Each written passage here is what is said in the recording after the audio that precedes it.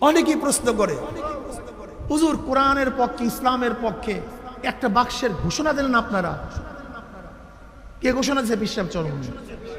ইসলামের পক্ষে কয়টা বাক্স ঘোষণা দিয়েছে কে? অনেকে প্রশ্ন করে, আপনারা ঘোষণা দিলেন, সবাই আমরা আসলাম, আপনারা নাই, আপনারা নাই। এর জবাব আমি বারবার দেই। পীর সাহেব চরমনাই দামাত বরকাতুল আলিয়া গোটা বাংলাদেশের মানুষ ইসলাম হুকুমত কায়েম করবে, আসি ইসলামের পক্ষে বাক্স দেব। স্টিয়ারিং ছিলেন, নেতৃত্ব ছিলেন পীর সাহেব চরমনাই। আমাদের কাফেলা চলতেছিল মদিনার দিকে, বুক ভরা আশা নিয়ে চলতেছিলাম, ইসলাম হুকুমত হবে, কলেমার ঝান্ডা উড্ডয়ন হবে, ইসলামী শাসন ব্যবস্থা হবে, শরিয়াতে আইন বাস্তবায়ন হবে। আমরা চলতেছিলাম মদিনার দিকে, হঠাৎ দেখি স্টিয়ারিং চিন্তাই হয়ে গেছে। পীর সাহেব চরমনাই স্টিয়ারিং এ নাই, নেতৃত্বে নাই। আমরা চলতেছিলাম মদিনার দিকে, হঠাৎ দেখি কাফেলা চলতেছে আমেরিকার দিকে। আচ্ছা বলো তো, মদিনার কাফেলা আমেরিকা যেতে পারে? এ মদিনার কাফেলা। ভালো মতো বুঝবেন, মোমেন মুসলমান দলে বলে চলে না, মুসলমান কোরআন ও সুন্নাহ অনুযায়ী চলে,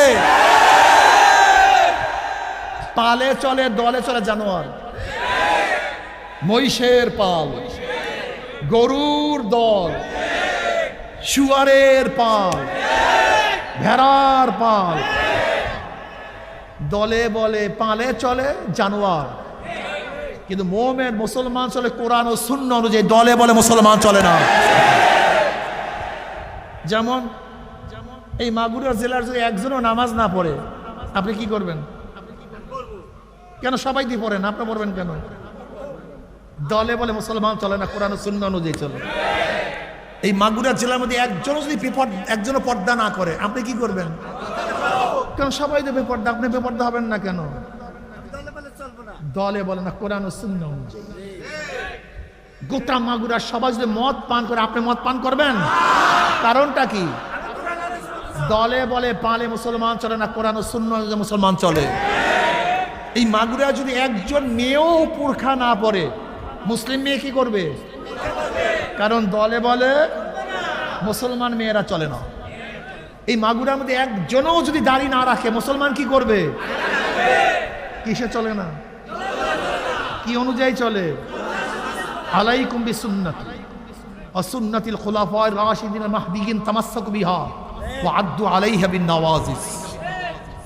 খবরদার, তারাকতু ফীকুম আমরাইন লান তাদিল্লু মা তামাসসাকতুম বিহিমা কিতাবাল্লাহি ওয়া সুন্নতি। মান তামাসসাক বিসুন্নতি ইনদা ফাসাদি উম্মতি। খবরদার, খবরদার, ফিতনা ফাসাদের জমানা, জমানা খুবই খারাপ, আস্তে আস্তে আরো খারাপ হবে। বিশ্বাস হয় না? মুসলিমের রওয়ায়াতের মধ্যে লা তাকুমুস সাআহ হাত্তা ইয়াকুলু ফিল আরদি আল্লাহ আল্লাহ। গোটা দুনিয়ার মধ্যে একজন ব্যক্তি যখন আল্লাহ বলার থাকবে না, তখন সব কিয়ামত হয়ে যাবে। মানুষ ভালোর দিকে যাবে না খারাপের দিকে যাবে? খারাপের দিকে যাইতে যাইতে একজন মুমিনও গোটা দুনিয়াতে থাকবে না। এই সমস্ত টেনশন করবা না, সবসময় কোরআন ও সুন্নাহ। জোরে বলো, কে মানবে কে মানবে না আমার দেখার বিষয় না। যেমন ওমর ইবনে খাত্তাব রাদিয়াল্লাহু বলছেন, গোটা দুনিয়ার মধ্যে কেউ যদি মুসলমান না থাকে, আমি একা মুসলমান থাকবো।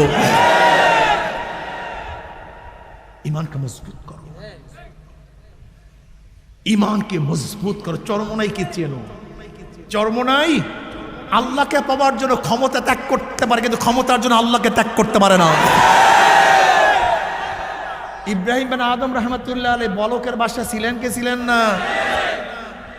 কথা করেন, বাদশাই ত্যাগ করেন নাই? কাকে পাওয়ার জন্য? বাদশা ছিলেন, কিন্তু মাওলাকে পাওয়ার জন্য বাদ। এর নাম মুসলমান। চরমনাই ওয়ালারা মাওলাকে পাওয়ার জন্য, আল্লাহর জন্য, ইসলামের জন্য, আল্লাহর রেজার জন্য, আল্লাহ সন্তুষ্টির জন্য, নবীর মুহাব্বতের জন্য বাদশাহী লাত্তি মারতে পারে, কিন্তু আল্লাহ আল্লাহ রসুলকে ছাড়তে পারে না। মুমিন তোমার উদ্দেশ্যই জানা নেই। আমাদের, আমি দেখছি, বুঝছেন, আমাদের মূল সমস্যা মাকসাদ কি? উদ্দেশ্য কি এইটাই নির্ধারণ করতে পারেনি। আচ্ছা বলুন তো, একটা ছাত্রের মাকসাদ উদ্দেশ্য কি ভালো রেজাল্ট করে? একজন কৃষকের মাকসাদ কি ভালো? একজন ব্যবসায়ীর মাকসাদ কি?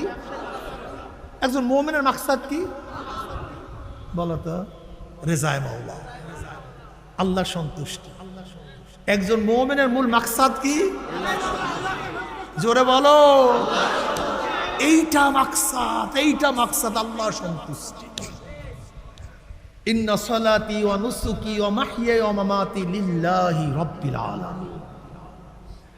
আচ্ছা একটা প্রশ্ন করে জবাব দেন তো, এক ব্যক্তি গোটা দুনিয়ার মালিক, গোটা দুনিয়ার ধনী, গোটা দুনিয়ার সম্মানওয়ালা, সুখী, কিন্তু আল্লাহকে নিয়ে কবরে যেতে পারে না, লোকটা সফল হয়েছে না ব্যর্থ? ঈমানের সাথে কোন? আর এক ব্যক্তির টাকা নাই, পয়সা নাই, কিচ্ছু নাই, কেউ চিনে না, জানে না, কাছেও বসায় না, সালাম কালামও দেয় না, কিন্তু আল্লাহকে নিয়ে কবরে গেছে, লোকটা ব্যর্থ না সফল? তুমি জানোই না সফলতা কিসের মধ্যে, ব্যর্থতা কিসের মধ্যে তুমি জানো না। তুমি মনে করছো এমপির মধ্যে সফলতা, মন্ত্রীর মধ্যে সফলতা, এমপির মধ্যে সফলতা নিতেই বাবু তো সফল হয়ে গেছে। তোমাদের এমপি সে তো সফল, ক্ষমতায় যদি হকের মাপকাঠি হতে বিএনপি তো ক্ষমতায় গেছে। এর আগে আওয়ামী লীগ ছিল না, কোরআন সুন্নাহ। জোরে বলো, হকের মাপকাঠি কি? জোরে বলো, বাস ঈমানকে মজবুত করো। আরো সমস্যা আসবে, নড়াচড়া যেন না হয়, ঈমানকে মজবুত, কোরআন ও সুন্নাহ, কোরআন ও সুন্নাহ।